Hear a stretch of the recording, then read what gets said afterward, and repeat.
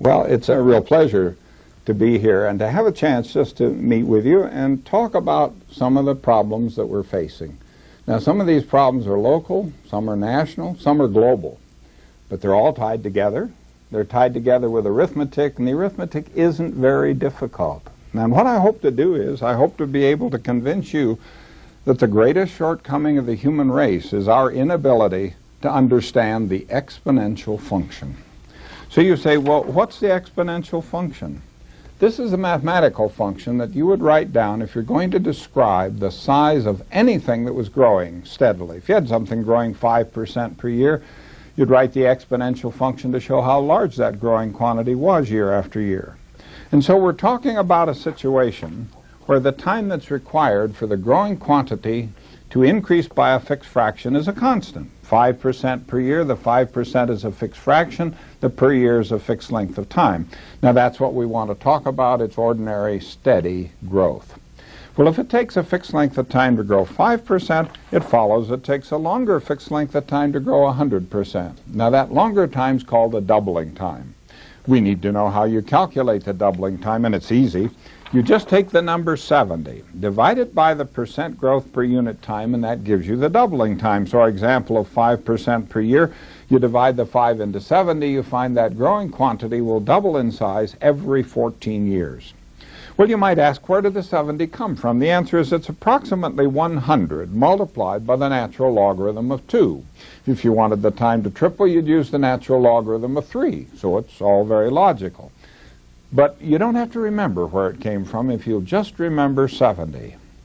Now, I wish we could get every person to make this mental calculation every time we see a percent growth rate of anything in a news story. For example, if you saw a story that said things have been growing 7% per year for several recent years, you wouldn't bat an eyelash. But when you see a headline that says crime has doubled in a decade, you say, my heavens, what's happening? Well, what is happening? 7% growth per year. Divide the 7 into 70, the doubling time is 10 years. But notice, if you're going to write a headline, you never write crime growing 7% per year, because most people wouldn't know what it really means.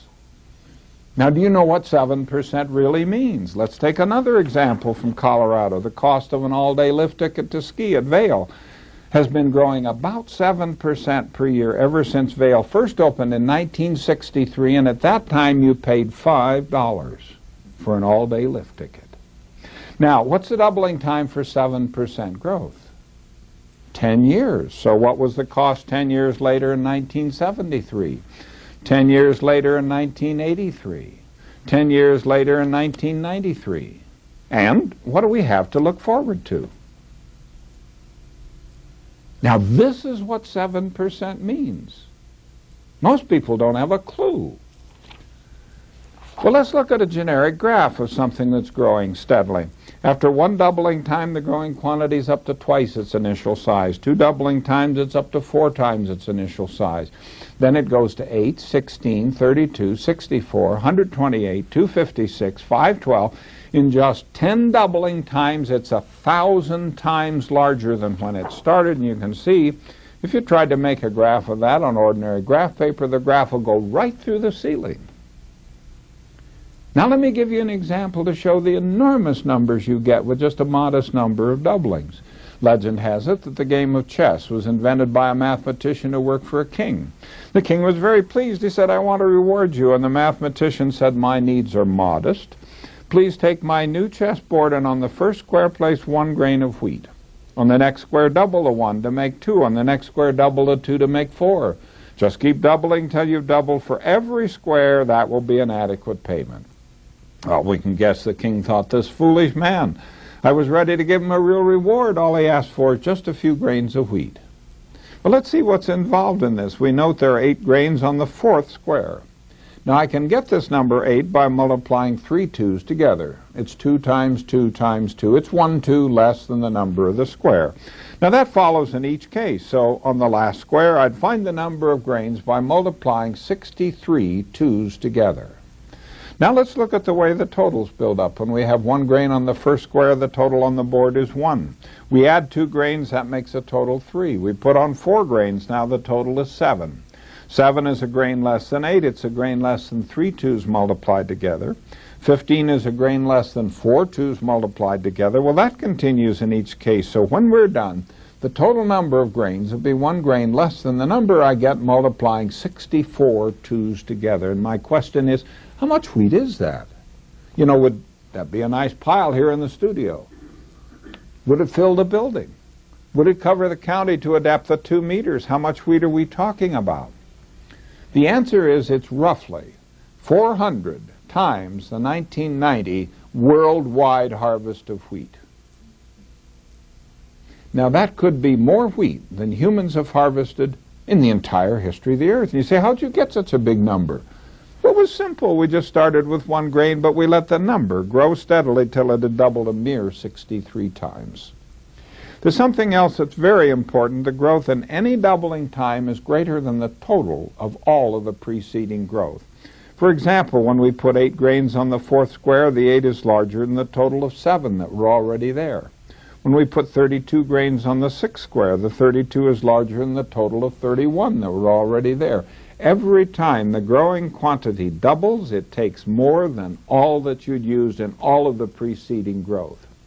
Now, let's translate that into the energy crisis. Here's an ad from the year 1975, and it asks the question, could America run out of electricity?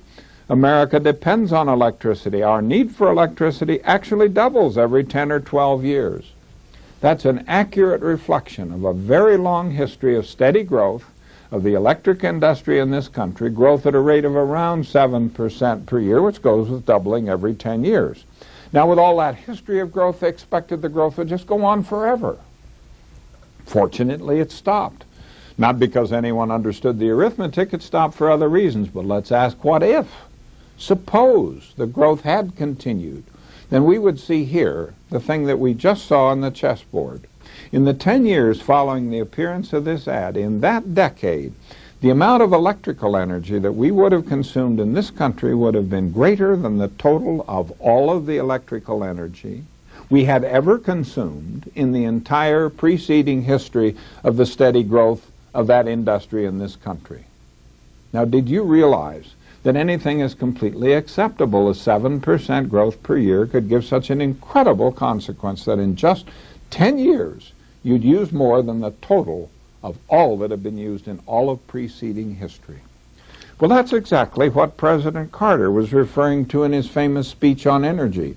One of his statements was this. He said, and in each of those decades, more oil was consumed than in all of mankind's previous history. Now, by itself, that's a stunning statement. Now you can understand it.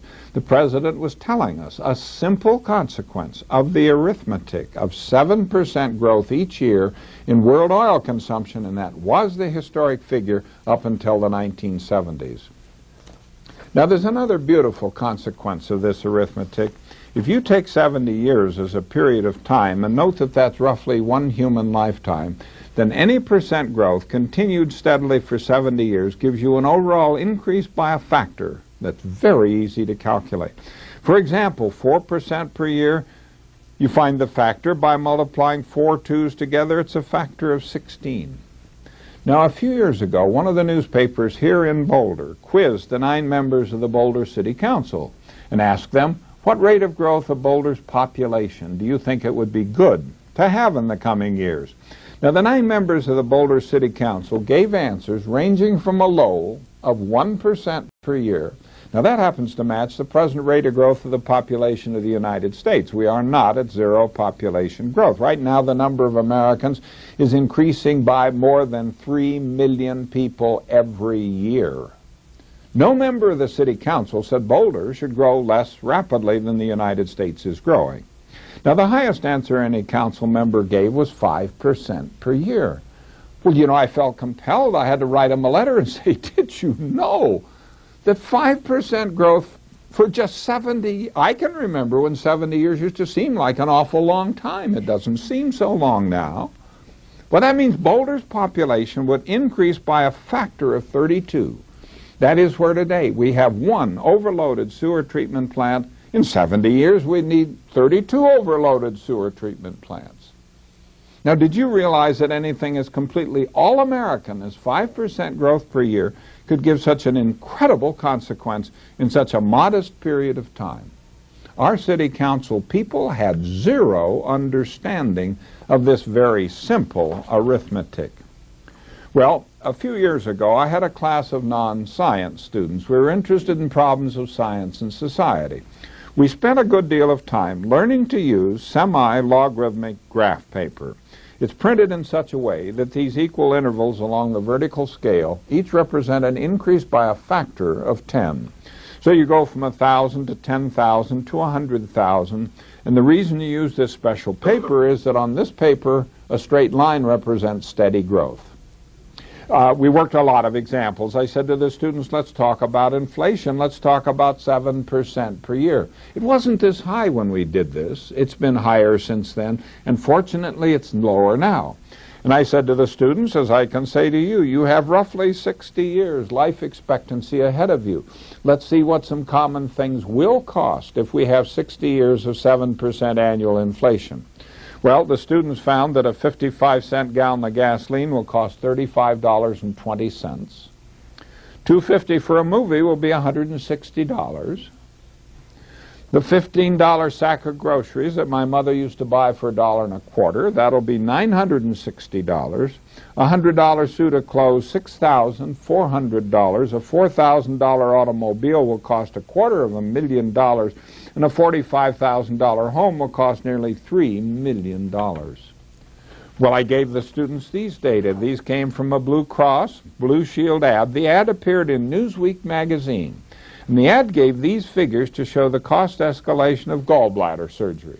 In the year since 1950, when that surgery cost $361. I said, make a semi-logarithmic plot. Let's see what's happening. The students found that the first 4 points lined up on a straight line whose slope indicated inflation of about 6% per year. But the 4th, 5th, and 6th were on a steeper line, almost 10% inflation per year. Well, then I said to the students, run that steeper line on out to the year 2000. Let's get an idea what gallbladder surgery might cost. The answer is $25,000. The lesson there is awfully clear. If you're thinking about gallbladder surgery, do it now. In the summer of 1986, the news reports indicated that the world population had reached the number 5 billion people, growing at the rate of 1.7% per year. Well, your reaction to 1.7 might be to say, that's so small. Nothing bad could ever happen at 1.7% per year. So you calculate the doubling time, you find it's only 41 years. More recently, in 1999, we read that the world population had increased from 5 billion to 6 billion people. The good news is that the growth rate had dropped from 1.7% per year to 1.3% per year. The bad news is that in spite of the drop in the growth rate, the world population today is increasing by something over 80 million people every year. Now, if this modest current 1.3% per year could continue, the world population would grow to a density of 1 person per square meter on the dry land surface of the earth in just 780 years, and the mass of people would equal the mass of the earth in just 2,400 years. Now, we can smile at those. We know they couldn't happen. This one makes for a cute cartoon. The caption says, "Excuse me, sir, but I am prepared to make you a rather attractive offer for your square." Now, there's a very profound lesson in that cartoon. The lesson is that zero population growth is going to happen. Now, we can debate whether we like zero population growth or don't like it. It's going to happen, whether we debate it or not, whether we like it or not. It's absolutely certain people could not live at that density on the dry land surface of the earth. Therefore, today's high birth rates will drop. Today's low death rates will rise till they have exactly the same numerical value. That will certainly be in a time short compared to 780 years. So maybe you're wondering what sort of options are available if we wanted to address the problem. In the left-hand column, I've listed some of those things that we should encourage if we want to raise the rate of growth of population and in so doing make the problem worse. Just look at the list. Everything in the list is as sacred as motherhood. There's immigration, medicine, public health, sanitation. These are all devoted to the humane goals of lowering the death rate. And that's very important to me if it's my death they're lowering. But then I have to realize that anything that just lowers the death rate makes the population problem worse. There's peace, law and order. Scientific agriculture has lowered the death rate due to famine. That just makes the population problem worse. The 55-mile-an-hour speed limit saved thousands of lives. That makes the population problem worse. Clean air makes it worse. Now, in this column are some of the things we should encourage if we want to lower the rate of growth of population and in so doing help solve the population problem. Well, there's abstention, contraception, abortion, small families, stop immigration, disease, war, murder, famine, accidents. Now, smoking clearly raises the death rate. Now, that helps solve the problem. Well, remember our conclusion from the cartoon of 1 person per square meter. We concluded that zero population growth is going to happen. Let's state that conclusion in other terms and say it's obvious nature is going to choose from the right-hand list, and we don't have to do anything except be prepared to live with whatever nature chooses from that right-hand list.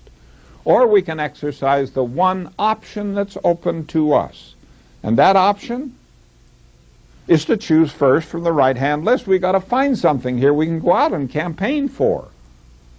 Anyone here for promoting disease? We now have the capability of incredible war. Would you like more murder, more famine, more accidents? Well, here we can see the human dilemma, because everything we regard as good makes the population problem worse. Everything we regard as bad helps solve the problem. Now, there is a dilemma, if ever there was one. And the one remaining question is education. Does it go in the left-hand column or the right-hand column? Well, I'd have to say thus far it's been firmly in the left-hand column. It hasn't done much about reducing ignorance of the problem. And nature is already choosing from that right-hand list. You've read about the AIDS epidemic that's devastating the continent of Africa. I had a friend back from Zimbabwe. People, he said, are dying on the streets. Nature's taking care of the problem. So where do we start? Well, let's start in Boulder, Colorado. Here's a graph of Boulder's population. There's the 1950 U.S. Census figure, 1960, 1970. In that 20-year period, the average growth rate of Boulder's population was about 6% per year. Now, we've been able to slow the growth somewhat. There's the 2000 census figure. Well, I like to ask the people, let's start with the 2000 census figure, go another 70 years, one more human lifetime, and ask, what rate of growth of Boulder's population would we need in that 70 years so that at the end of 70 years, Boulder's population would equal today's population of your choice of major American cities? Well, Boulder in 70 years could be as big as Boston is today if we just grew 2.58% per year. Now, if we thought Detroit was a better model, we'll have to shoot for 3.27% per year. And remember the historic figure on the preceding slide, 6% per year. If that could continue for one lifetime, Boulder would be larger than Los Angeles. Now, this isn't Boulder plus Broomfield, Louisville, Lafayette, the other towns in the county. This is just Boulder. Well, it's obvious you couldn't put Los Angeles in the Boulder Valley. Therefore, it's obvious Boulder's population growth is going to stop. Now, the only question is, will we be able to stop it while there's still some open space, or will we wait until it's wall-to-wall people and we're all choking to death? Now, it's interesting to read what the boosters say. Some years ago, we read that doubling its population in 10 years, Boulder is indeed a stable community. What in the world are they talking about? You're going 100 miles an hour, 7% growth per year, doubling in less than 10 years, and someone makes the idiotic statement that we're stable. We're standing still. We're not moving. They don't even understand the meaning of the words that they put down on paper. Well, every once in a while somebody says, but you know, a bigger city might be a better city. And I have to say, wait a minute. We've already done that experiment. We don't need to wonder what will be the effect of growth on Boulder, because Boulder tomorrow can be seen in Los Angeles today. And for the price of an airplane ticket, we can step 70 years into the future and see exactly what it's like. And what is it like? Well, here's an interesting headline from Los Angeles. That headline probably has something to do with this headline.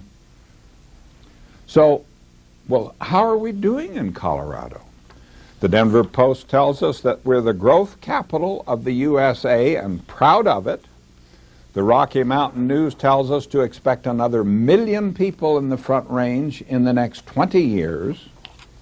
But in the Post there was an interesting story. Someone was quoted as saying Colorado has a 3% growth rate. That's like a third world country with no birth control. We send foreign aid, family planning assistance to countries that have smaller population growth rates than Colorado has. Well, as you can imagine, growth control is very controversial, and I treasure the letter from which these quotations are taken. Now, this letter was written to me by a leading citizen of this community. He's a leading proponent of controlled growth. Now, controlled growth just means growth. This man writes, I take no exception to your arguments regarding exponential growth. I don't believe the exponential argument is valid at the local level. So you see, arithmetic doesn't hold in Boulder. Now I have to admit, that man has a degree from the University of Colorado. It's not a degree in mathematics, in science, or in engineering. Let's look now at what happens when we have this kind of steady growth in a finite environment. Bacteria grow by doubling, and one bacterium divides to become 2, the 2 divide to become 4, the 4 become 8, 16, and so on. Suppose we had bacteria that doubled in number this way every minute. Suppose we put one of these bacteria in an empty bottle at 11 in the morning and then observe that the bottle's full at 12 noon.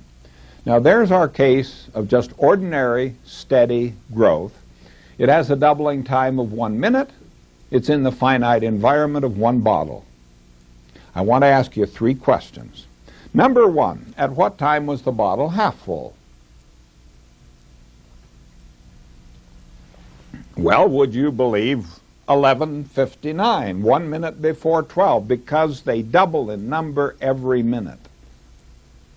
And the second question, if you were an average bacterium in that bottle, at what time would you first realize that you were running out of space? Now think about this.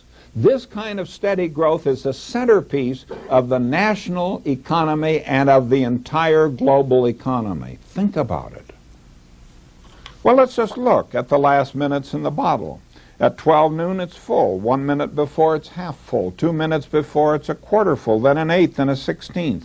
Let me ask you, at 5 minutes before 12, when the bottle's only 3% full and is 97% open space just yearning for development, how many of you would realize there was a problem? Now, in the ongoing controversy over growth in Boulder, someone wrote to the newspaper some years ago and said, look, there isn't any problem with population growth in Boulder because, the writer said, we have 15 times as much open space as we've already used. So let me ask you, what time was it in Boulder when the open space was 15 times the amount of space we'd already used? And the answer is it was 4 minutes before 12 in Boulder Valley. Well, suppose that at 2 minutes before 12, some of the bacteria realize that they're running out of space, so they launch a great search for new bottles. And they search offshore, on the outer continental shelf, in the overthrust belt, and in the Arctic, and they find 3 new bottles. Now, that is a colossal discovery.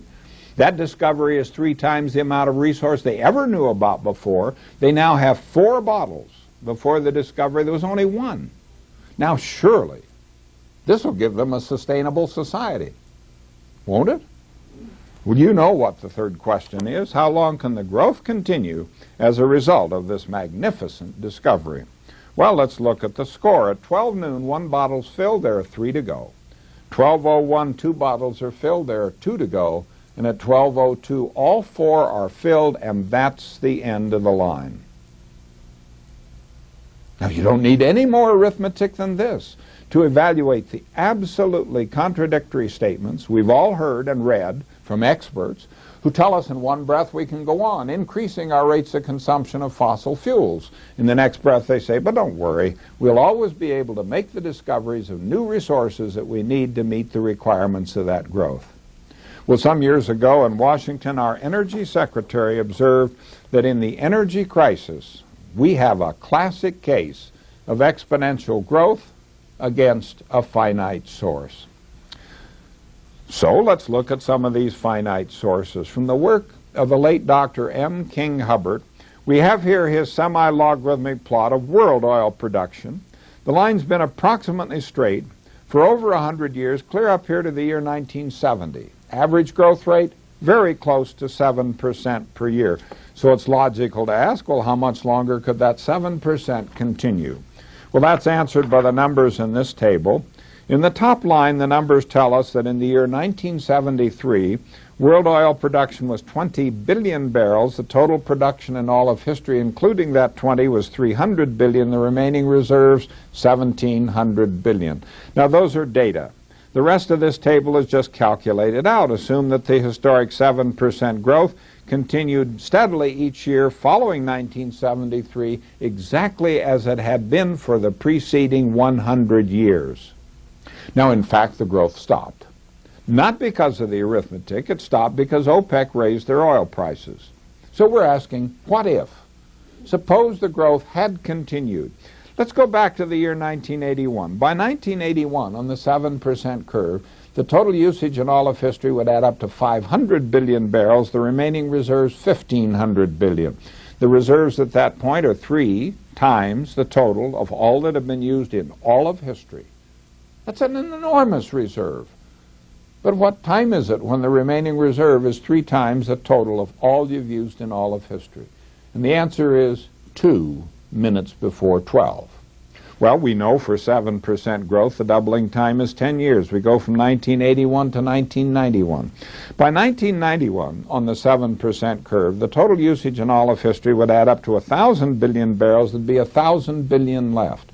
At that point, the remaining oil would be equal in quantity to the total of all that we had used in something like 130 years of the oil industry on this earth. By most measures, you'd say that is an enormous remaining reserve. But what time is it when the remaining reserve is equal to all that you've used in all of history? And the answer is it's 1 minute before 12. So we go one more decade to the turn of the century. That's like right now. That's when 7% would finish using up the oil reserves of the earth. Now let's look at this in a very nice graphical way. Suppose the area of this tiny rectangle represents all the oil we used on this earth before 1940. Then in the decade of the 40s, we used this much. That's equal to the total of all that have been used in all of history. In the decade of the 50s, we used this much. That's equal to the total of all that have been used in all of history. In the decade of the 60s, we used this much, and again, that's equal to the total of all the preceding usage. Now, here we see graphically what President Carter told us. Now, if that 7% had continued through the 70s, 80s, and 90s, there's what we need. But that's all the oil there is. Now, there's a widely held belief that if you throw enough money at holes in the ground, oil is sure to come up. Well, there will be discoveries in new oil. There may be major discoveries, but look, we have to discover this much new oil if we would have that 7% growth continue 10 more years. Well, ask yourself, what do you think is the chance that oil discovered after the close of our class today will be in an amount equal to the total of all that we've known about in all of history? And then realize if all that new oil could be found, that would be sufficient to let the historic 7% growth continue 10 more years. Well, it's interesting to read what the experts say. Here's an interview in Time magazine with one of the most widely quoted oil experts in all of Texas. They ask him, but haven't many of our bigger fields been drilled nearly dry? He responds saying there's still as much oil to be found in the U.S. as has ever been produced. Now let's assume he's right. What time is it? And the answer is it's 1 minute before 12. I've read several things this guy's written. I don't think he has any understanding of this very simple arithmetic. Well, in the crisis back in the 70s, ads such as this appeared. This is from the American Electric Power Company. It was a bit reassuring, sort of saying, now don't worry too much, because we're sitting on half of the world's known supply of coal, enough for over 500 years. Now, where did that 500-year figure come from? Well, it may have had its origin in this report to the Committee on Interior and Insular Affairs of the United States Senate, because in that report we find this sentence. At current levels of output and recovery, these American coal reserves can be expected to last more than 500 years. There is one of the most dangerous statements in the literature. It's dangerous because it's true. But it isn't the truth that makes it dangerous. The danger lies in the fact that people take the sentence apart. They just say coal will last 500 years. They forget the caveat with which the sentence started. And what were those opening words? At current levels. Now, what does that mean? It means if and only if we maintain zero growth of coal production in this country. So let's look at a few numbers. We go to the annual energy review published by the U.S. Department of Energy. They give this figure as the coal demonstrated reserve base, and it carries a footnote that says about half the demonstrated reserve base is estimated to be recoverable. You cannot recover and use 100% of the coal that's in the ground. So this number is half of this number, and we'll come back to those in just a moment. Now, the report also tells us that in the year 1971, we were mining coal in this country at this rate. 20 years later, 1991, we were mining at this rate. Put those numbers together, and the average growth rate of coal production in those 20 years was 2.86% per year. And so we have to ask, well, how long could a resource last if you had steady growth in the rate of consumption till the last bit of it was used? Well, I'll just show you that equation. For the expiration time, I'll tell you, it takes first-year college calculus to derive that equation, so it can't be very difficult. You know, I have the feeling there must be dozens of people in this country who have had first-year college calculus. But let me suggest I think that equation's probably the best-kept scientific secret of the century. Now, let me show you why. If you use that equation to calculate the life expectancy of the reserve base, or of the 1/2 the reserve base that's estimated to be recoverable, for different steady rates of growth, you find if the growth rate is 0, the small estimate would go about 240 years. The large one would go close to 500 years. So that report to the Congress was correct. But look what we get when we plug in steady growth. Back in the 1970s, we had national goal of achieving 8% per year growth rate in coal production in the United States. If that could be achieved and continued, coal would last between 37 and 46 years. President Carter cut that goal roughly in half, hoping to reach 4% per year. If that could continue, coal would last between 59 and 75 years. Here's that 2.86 that we just saw, the average for a recent 20-year period. If that could continue, coal would run out between 72 and 94 years. That's within the life expectancy of children born today. The only way we're going to get anywhere near this widely quoted 500-year figure is to do simultaneously two highly improbable things. Number one, we've got to figure out how to use 100% of the coal that's in the ground. Number two, we've got to figure out how to have 500 years of zero growth of coal production. Now, these are simple facts. Just look at those numbers. I got a report recently from the coal fields of Kentucky, West Virginia, Virginia, these giant bituminous coal fields that supply a large fraction of the electricity in the eastern United States. They estimate that maybe they have another 30 years of coal mining before it will become uneconomical to mine there.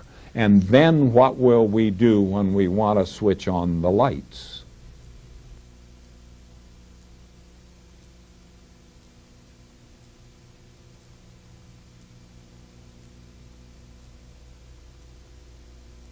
Let's now go back and note that in the 1970s there was great national concern about energy, but this concern disappeared in the 80s. Now, the concerns about energy in the 70s prompted experts, journalists, and scientists to assure the American people that there was no reason to be concerned. So let's go back now and look at some of those assurances from the 70s so we can see what to expect as the energy crisis returns. Here is the director of the Energy Division of the Oak Ridge National Laboratories. He's telling us how expensive it is to import oil, telling us we must have big increases in our use of coal. Under these conditions, he estimates America's coal reserves are so huge they could last a minimum of 300 years, probably a maximum of 1,000 years. Now, you've just seen the facts. Now you see what an expert tells us, and what can you conclude? There was a 3-hour television special on CBS on energy. The reporter said by the lowest estimate, we have enough coal for 200 years, but the highest enough for more than 1,000 years. You've just seen the facts. Now you see what a journalist tells us after careful study. And what can you conclude? In the Journal of Chemical Education, on the page for high school chemistry teachers, an article written by the scientific staff of the journal, we read that our proved coal reserves are enormous, and they give a figure. These could satisfy present U.S. energy needs for nearly 1,000 years. Let's do long division. You take the coal they say is there, divide by what was then the current rate of consumption, and you get 180 years. Now, they didn't say current rate of consumption. They said present U.S. energy needs. Coal today supplies about 1/5, around 20% of the energy that we use in this country.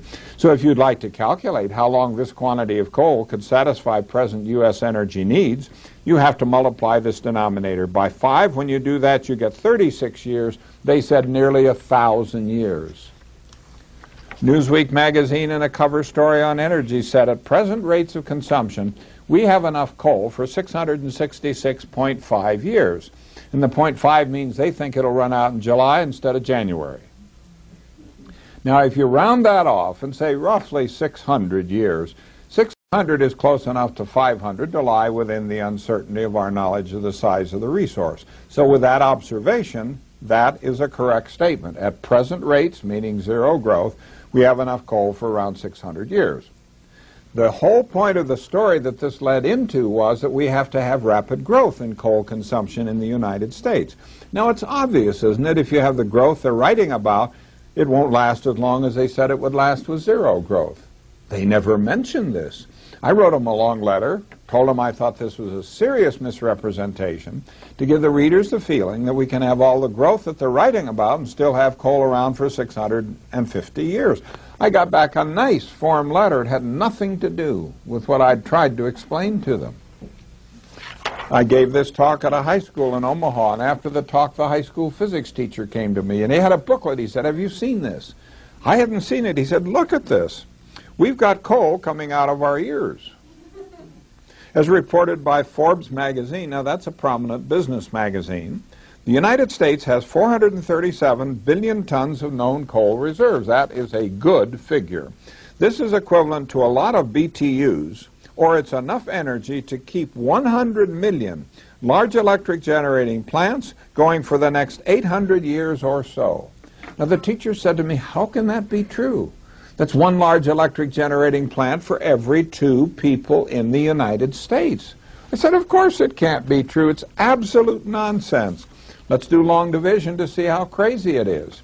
So you take the coal they say is there, divide by what was then the current rate of consumption, you find you couldn't keep that rate up for 800 years. We hardly have 500 large electric generating plants. They said it would be good for 100 million such plants. Time magazine tells us that beneath the pits heads of Appalachia and the Ohio Valley, and under the sprawling strip mines of the West, lie coal seams rich enough to meet the country's power needs for centuries, no matter how much energy consumption may grow.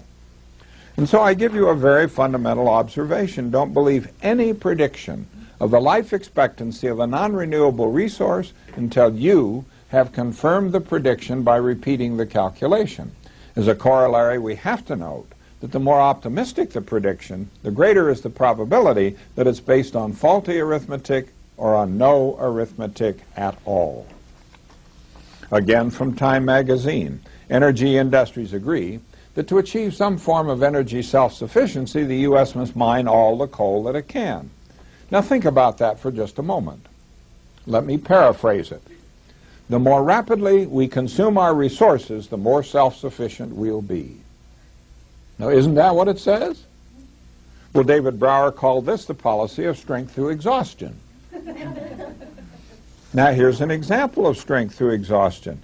Here is William Simon, energy advisor to the President of the United States. Simon says we should be trying to get as many holes drilled as possible to get the proven oil reserves. The more rapidly we can get the last of that oil up out of the ground and finish using it, the better off we'll be. Well, let's look at Dr. Hubbard's graph for oil production in the lower 48 states. There was a long period of approximately steady growth indicated by this straight line on the semi-logarithmic plot. But for quite a while now, production has fallen below the growth curve while our demand continued on up this growth curve until the 1970s. Now, it's obvious the difference between those two curves has to be made up with imports. And it was in early 1995 that the news told us that the year 1994 was the first year in our nation's history in which we had to import more oil than we were able to get out of our own ground. Well, maybe you're wondering, does it make any sense to imagine that we could have steady growth in the rate of consumption of a resource till the last bit of it was used and then the rate of consumption would plunge abruptly to zero? I say no, that does not make sense. You say, all right, why bother us then with the calculation of this expiration time? My answer is this: every segment of our society, our business leaders, government leaders, political leaders, the local level, state level, national level, everyone aspires to maintain a society in which all measures of material consumption continue to grow steadily, year after year after year, world without end. Now, since that's so central to everything we do, we ought to know where it would lead. On the other hand, we should recognize there is a better model. We turn again to the work of the late Dr. Hubbard. He has plotted the rate of consumption of resources that have already expired. He finds, yes, there is an early period of steady growth in the rate of consumption, but then the rate goes through a maximum and comes back down in a nice symmetric bell-shaped curve. And when he fitted this curve to the data on U.S. oil production back in the 1970s, he found that at that point we were right about there. We were 1/2 way through that enormous resource. Now, that's roughly what that Texas expert said in the quotation we saw earlier. Now let's see what it means. It means that from now on, domestic oil production can only go downhill, and it's downhill all the rest of the way. And it doesn't matter what they say inside the Beltway in Washington, D.C. Now, it means we could work hard and put some bumps on the downhill side of the curve. You'll see there are bumps on the uphill side. The debate is heating up over drilling in the Arctic Wildlife Refuge. I've seen the estimate that they might find 3.2 billion barrels of oil up there. 3.2 billion is the area of that little tiny square. That's less than 1 year's consumption in the United States. Now, let's look at the curve in this way. The area under the entire curve represents the entire resource of U.S. petroleum before any of it was used. Now, that area has been divided here into 3 parts. Unshaded on the left, that's the oil we've taken from the ground. We've used it, it's gone. This vertical shaded band, that's the oil we've drilled into. We've found it. We're pumping on it today. Shaded in green on the right is the undiscovered oil. We have very good ways now of estimating how much oil remains undiscovered. This is the undiscovered oil. This is the oil we're looking for in all those places where drilling is going on. This is the oil we've got to find if we're going to make it down the curve on schedule. Now, every once in a while someone reminds me that 100 years ago someone did a calculation and predicted that the U.S. would be out of oil perhaps in 25 years. We obviously were not. The calculation must have been wrong. Therefore, of course, all calculations are wrong. Well, now let's understand what they did 100 years ago. This band of discovered oil 100 years ago was way over in here someplace. At that point, they had no idea how much oil was undiscovered. So they just took the discovered oil, divided by how rapidly it was then being consumed, come up with 25 years. Now, it's clear you have to make a new calculation every time you make a new discovery. We're not asking today how long will the discovered oil last. We're asking about the discovered and the undiscovered. We're now asking about the rest of the oil. And what does the Geological Survey tell us? Back in 1984, they said that the estimated supply in the U.S. from undiscovered resources and demonstrated reserves is 36 years at present rates of production, or 19 years in the absence of imports. 5 years later, in 1989, that 36 years is down to 32 years. The 19 years is down to 16 years. So the numbers are holding together as we march down the right-hand side of the Hubbert curve. So maybe you're wondering, well, why didn't somebody tell us this? It was back in 1956. Dr. Hubbert addressed a convention of petroleum geologists and engineers. He told them that his calculations led him to conclude that the peaks of U.S. oil and gas production that you just saw can be expected to occur between 1966 and 1971. No one took him seriously. So let's see what's happened. The data here are from the Department of Energy. So this is U.S. oil production. We see a long period of steady growth. Here's the year 1956 when Dr. Hubbert did his analysis, and he said at that time that the peak would occur between 1966 and 1971.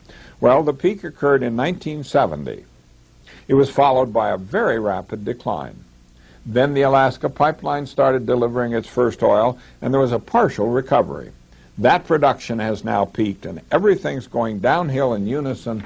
And when I go to a spreadsheet on my computer at home, and I find the parameters of the curve that is the best fit to these scattered U.S. data, from that best fit curve, it looks to me as though we have consumed 3/4 of the recoverable oil that was ever in our ground, and we're now coasting downhill on that last 25% of the oil. Well, we have to ask, what's the Department of Energy doing about this? And here in 1998, we read about a new comprehensive national energy strategy, a set of policy goals that include halting the slide in U.S. oil production by the year 2005. Now ask yourself, what do you think is the chance that we can do anything more than put a little bump on the downhill side of the curve? Well, what does this mean? Let's look at the definition of modern agriculture. It's the use of land to convert petroleum into food. And we can see the end of the petroleum. Well, we have to ask about world petroleum. And in 1972, Dr. Hubbert produced this curve, and he suggested that he thought the peak of world production would occur around 1995. So we have to go to the data and see what has happened.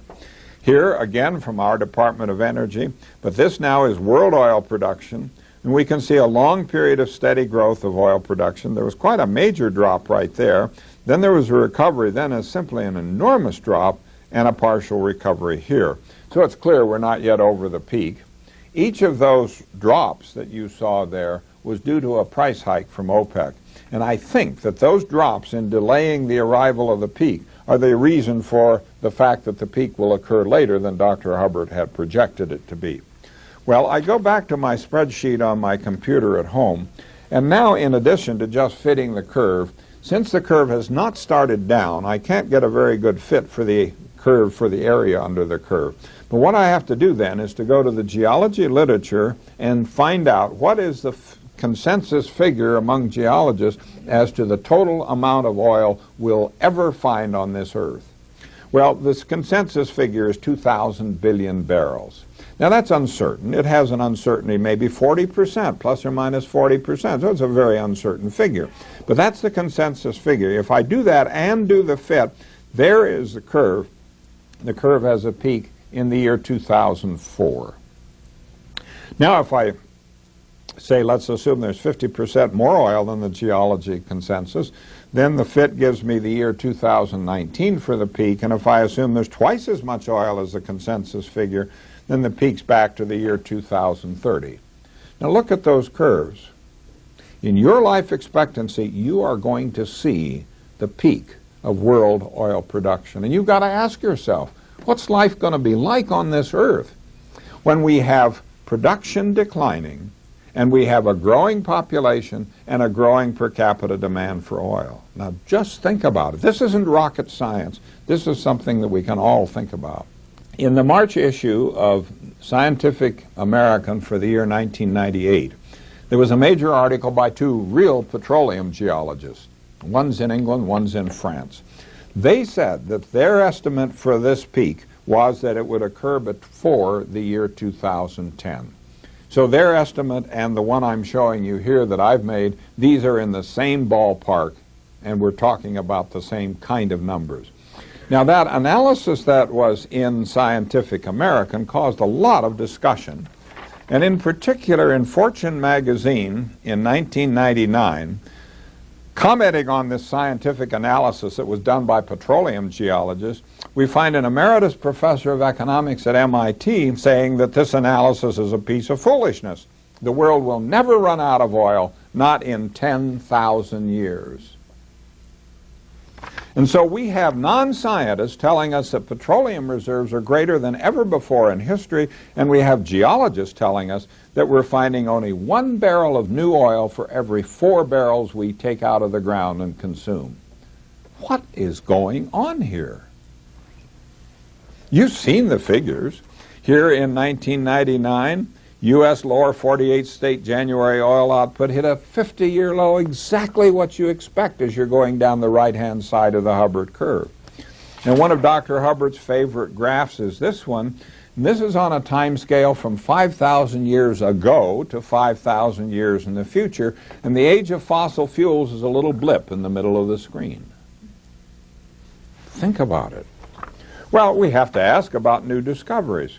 Here in 1993, we read about the largest oil discovery in the Gulf of Mexico in the past 20 years, an estimated 700 million barrels of oil. Now that's a lot of oil, but a lot compared to what? At that point, we were consuming in the United States 16.6 million barrels of oil every day. Do the long division and you find that entire discovery would serve our needs for 42 days. And that's the biggest discovery they've made in the Gulf of Mexico in 20 years. On the front page of the Wall Street Journal in 1997, we read about the new Hibernia oil field off the south coast of Newfoundland. Please note this one line in the headline: now it will last 50 years. And let's go to that story in the Wall Street Journal and read about the Hibernia field. It's one of the largest oil discoveries in North America in decades. It should deliver its first oil by the end of the year. At least 20 more fields may follow, offering well over 1 billion barrels of high-quality crude, promising a steady flow of oil will be just a quick tanker run away from the energy-thirsty East Coast. They may find 1 billion barrels of oil in that undersea deposit. So 1 billion barrels, we're now consuming something like 18 million barrels a day. Do the long division, and that whole supply would meet our needs in the United States for 56 days. And what did that headline say? It said 50 years. Well, some people say there's nothing to worry about. And here we have a very prominent figure who says that we should grow corn, distill it into ethanol, and we can run the entire fleet of U.S. vehicles on ethanol derived from corn. And in support of this, he says today ethanol production displaces over 43.5 million barrels of imported oil annually. Now that sounds pretty good, until you think. Now the first thing that you have to do is to ask, okay, 43.5 million, what fraction is that of the annual consumption of petroleum in vehicles in the United States? And the answer is it's 1%. You'd have to multiply corn production devoted to ethanol by a factor of 100 just to make the numbers come out right. And I've seen the suggestion that that would take all of the agricultural land in the United States. Now the second problem is it takes diesel fuel to plow the ground to plant the corn. It takes fossil fuels to make the fertilizer to make the corn grow. It takes more diesel fuel to tend the corn and to harvest the corn. It takes more energy to do the distillation. You finally get a gallon of ethanol. You will be lucky if there's as much energy in the gallon of ethanol as it took to produce it. It's a loser. Yet this guy says, don't worry, everything will be all right. Well, there's a lesson here, and the lesson is that we cannot let other people do our thinking for us. Let's take another look at world oil production. Now the graph here is slightly different from the one I showed earlier. What I'm showing here is per capita production of oil, which means that at every point I take the world production divided by the world population that year. Now the scale here on the vertical axis is liters per person each day. There's the number 2. Now 2 liters a person a day. 2 liters is about half a gallon. Now notice that the peak occurred in the 1970s, and it's been going downhill, and in the 1970s it was a little over 2 liters a person a day, and now it's down to about 1.7 liters per person each day. So we can say with confidence that any day that any one of us uses more than 1.7 liters of petroleum, directly or indirectly, we're using more than our share. Now, what's the average consumption in the United States? And the answer is it's up around 8 liters a person a day. So think about the inequity that's represented there. Now, there's something even more important in this graph. That peak in the 1970s, I think that historians in the future will look back at this peak and say that was a major turning point in all of human history. That's the point where per capita consumption of petroleum reached its peak before it started its inevitable decline, and there isn't any way I can see that we can reverse that trend, that downward trend, given the world population growth and given the fact that we're right close to the peak of world production. Well, Dr. Hubbard addressed a committee of the Congress. He told them that the exponential phase of the industrial growth, which has dominated human activities during the last couple of centuries, is now drawing to a close. Yet during the last 2 centuries of unbroken industrial growth, we have evolved what amounts to an exponential growth culture. I would say it's more than a culture, it's our national religion, because we worship growth. Pick up any newspaper, you'll see headlines such as this: State forecast robust growth. Have you ever heard of a physician diagnosing a cancer in the patient and telling the patient you have a robust cancer? We had Americans being killed in the Gulf War. What's this person worried about? He doesn't care about people. He doesn't care about people being killed. All he's worried about is, oh, the Gulf situation may hurt Colorado's growth. Now, this incredible addiction is not limited to the United States. The Wall Street Journal tells us that the Japanese are so accustomed to growth that economists in Tokyo usually speak of a recession as any time the growth rate dips below 3% per year. So what do we do? In the words of Winston Churchill, sometimes we have to do what is required. We must educate all of our people to an understanding of the arithmetic and the consequences of growth, especially in terms of populations and in terms of the Earth's finite resources. We must educate people to recognize the fact that growth of populations and growth of rates of consumption of resources cannot be sustained. Now, the world is full of people who are yakking about sustainability. Now, some of them are doing serious good things, like trying to reduce energy consumption and things like this.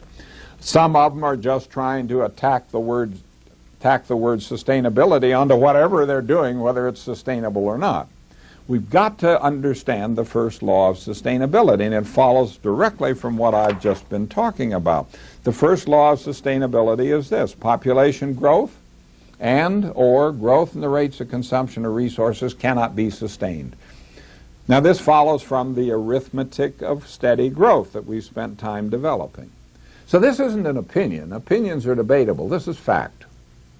There's nothing here to debate. You cannot sustain population growth. You cannot sustain growth in the rates of consumption of resources. And so it's intellectually dishonest to talk about sustainability without stressing the obvious fact that stopping population growth is a necessary condition for sustainability. Now, it's not sufficient. Stopping population growth in itself is not sufficient, but there's no way you can have sustainability if you don't stop population growth. We need to educate people to see the need to examine carefully the allegations of the technological optimists who assure us that science and technology will always be able to solve all of our problems of population growth, food, energy, and resources. Now, chief among these optimists was the late Dr. Julian Simon, formerly professor of economics and business administration at the University of Illinois and later at the University of Maryland. With regard to copper, Simon has written that we will never run out of copper because copper can be made from other metals. Well, the letters to the editor jumped all over him, told him about chemistry. He just brushed it off. He said, don't worry. If it's ever important, we'll figure out how to make copper out of other metals. Simon had a book that was published by the Princeton University Press, and in that book he's writing about oil from many sources, including biomass, and he says clearly, there's no meaningful limit to this source except for the sun's energy. He goes on to note, but even if our sun were not so vast as it is, there may well be other suns elsewhere. Simon's right. There are other suns elsewhere. But now the question is, would you base public policy on the belief that if we ever need another sun, we'll figure out how to go get it and haul it back into the solar system? Now don't laugh. For decades before his death, this man was a trusted policy advisor at the very highest levels in Washington, D.C. Here's a quotation from one of his strong supporters. There was a UN report that talked about the possibility of resource collapse because of population growth, and when asked about the report, HUD Secretary Jack Kemp said, nonsense, people are not a drain on the resources of the planet. Malcolm Forbes, Jr., editor-in-chief of Forbes magazine, tells us in an editorial that CNN recently ran a silly series purporting to show that the world's in mortal danger because there are too many of us. In the poorer countries, the many mouths mean poverty, and richer countries are wrecking the Earth's atmosphere with pollution. It's all nonsense. Bill Moyers interviewed Isaac Asimov. He asked Asimov, what happens to the idea of the dignity of the human species if this population growth continues? And Asimov says it'll be completely destroyed. I like to use what I call my bathroom metaphor. If two people live in an apartment and the two bathrooms and both have freedom of the bathroom, you can go to the bathroom anytime you want, stay as long as you want for whatever you need, and everyone believes in freedom of the bathroom. It should be right there in the Constitution. But if you have 20 people in the apartment and two bathrooms, then no matter how much every person believes in freedom of the bathroom, there's no such thing. You have to set up times for each person. You have to bang on the door, aren't you through yet, and so on. And Asimov concluded with what I think is one of the most profound observations I've seen in years. Asimov says, in the same way, democracy cannot survive overpopulation. Human dignity cannot survive overpopulation. Convenience and decency cannot survive overpopulation. As you put more and more people into the world, the value of life not only declines, it disappears. It doesn't matter if someone dies. The more people there are, the less one individual matters. Now let me give you two examples of this destruction of democracy by population growth. I joined the faculty here in 1950. At that time, the population of Boulder was about 20,000. There were 9 members of the city council. Today it's approaching 100,000. There are 9 members of the city council. So in a little over 50 years, the number of people per member of the city council has increased by a factor of 5. Democracy in Boulder has declined to 20% of what it was 50 years ago. And the second example has to do with the year 2000 national census. This showed that in the decade of the 90s, the U.S. population increased by about 13%.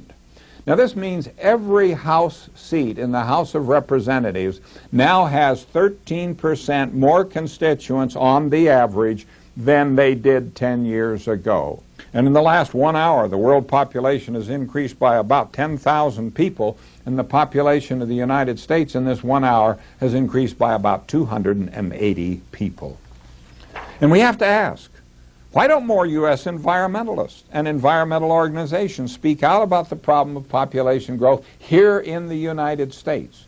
The simple arithmetic makes it absolutely clear that long-term preservation of the environment in the U.S. is impossible in the face of continued U.S. population growth.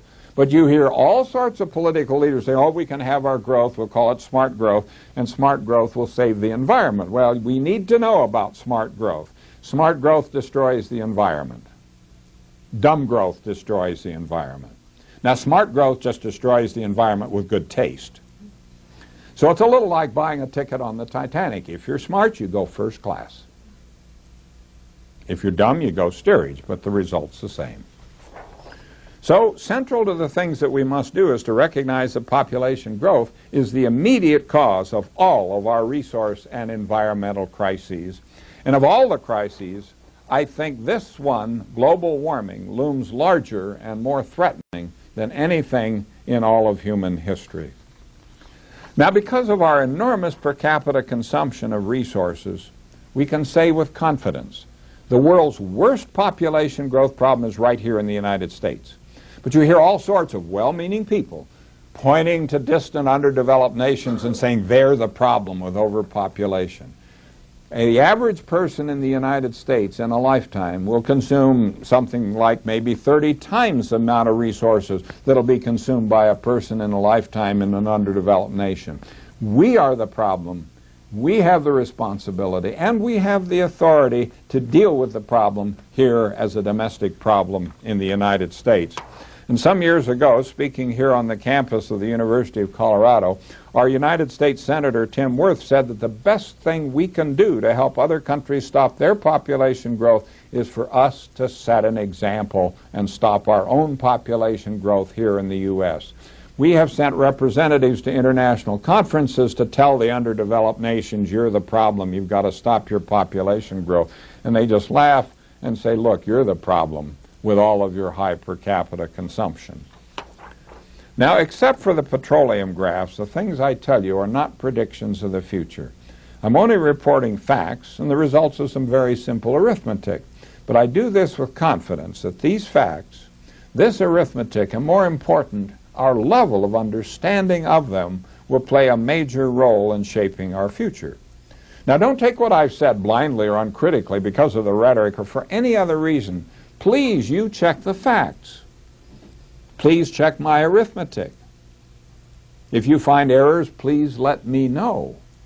But if you don't find errors, then I hope you'll take this very, very seriously. You are important people. You can think. And if there was ever a time when the human race needs people who will think, it's right now. It's our responsibility as citizens in a democracy to think. And so to be successful with this experiment of human life on Earth, we have to understand the laws of nature as we encounter them in the study of science and mathematics. We have to remember the message of this cartoon. Thinking is very upsetting. It tells us things we'd rather not know. We should remember the words of Galileo. He said, I do not feel obliged to believe that the same God who has endowed us with sense, reason, and intellect has intended us to forego their use. We should remember the words of Aldous Huxley. He observed that facts do not cease to exist because they're ignored. And we should remember H.L. Mencken's social philosophy.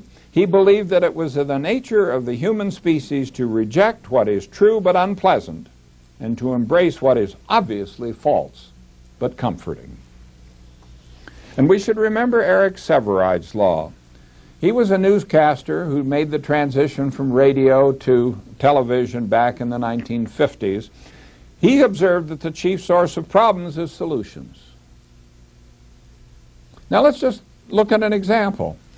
The Nile River for thousands of years would flood in the spring, and the silt that was carried down by the river would be deposited on agricultural lands on the two sides of the river, and this renewed the fertility of the land. They had a sustainable agriculture for thousands of years. But now the flood was kind of a nuisance as you had cities develop along there, and the city people didn't like the floods, and then the city people needed electricity. So that was the problem. What was the solution? The high dam at Aswan. So now let's look at the problems caused by the solution. First of all the silt is carried down by the river, is deposited in the reservoir behind the dam. So this means the dam has a lifetime, maybe 100 to 200 years. It certainly is not very long. So it'll be filled, and then there won't be the storage capacity that it was designed to have. The water that's let out from the dam today is very clear water. So this means all of the erosion patterns downstream have changed. It used to be deposit here, pick up there, and so on. Now it's pretty much just picking up because it starts out from the dam as clear water. Down at the delta in Alexandria, where the Nile enters the Mediterranean Sea, they're washing away agricultural land because it's no longer being deposited and the river is just washing it out into the Mediterranean. And it used to be the load of biological nutrients that were brought down in this river all the time supported a major fishery in the eastern Mediterranean. That fishery is in serious decline because the nutrients no longer reach there. And now, in order to have their agriculture, they've got to do irrigation. They've got to buy fertilizer. It takes energy to make the fertilizer, and it could easily be that some of the energy to make the fertilizer comes from the dam. And now there are lots of more agricultural workers wading barefoot in the irrigation ditches, and they're subject to a schistomiasis, which is some kind of a parasite that's carried by things in the water that can get through the skin. And if you're barefoot in the water, why you can get this. Everything went bad because of the solution to the problem. Nobody looked at what the problems would be caused by the solution. This is one of the most important things that we need to remember. Now, here's a challenge. Can you think of any problem on any scale, from microscopic to global, whose long-term solution is in any demonstrable way aided, assisted, or advanced by having larger populations at the local level, at the state level, the national level, or globally? Can you think of anything that will get better if we crowd more people into our communities, into our state, into our nation, or on this earth? Think about it. Will anything get better with increased population? And I like the words of the late Reverend Martin Luther King, Jr. He said, unlike the plagues of the Dark Ages or contemporary diseases which we do not yet understand, the modern plague of overpopulation is soluble by means we have discovered and with resources we possess. What is lacking is not sufficient knowledge of the solution, but universal consciousness of the gravity of the problem and the education of the billions who are its victims. And so I hope I've made a reasonable case for my opening statement that I believe the greatest shortcoming of the human race is our inability to understand this very simple arithmetic. So I thank you very, very much, and I'd be happy to answer questions.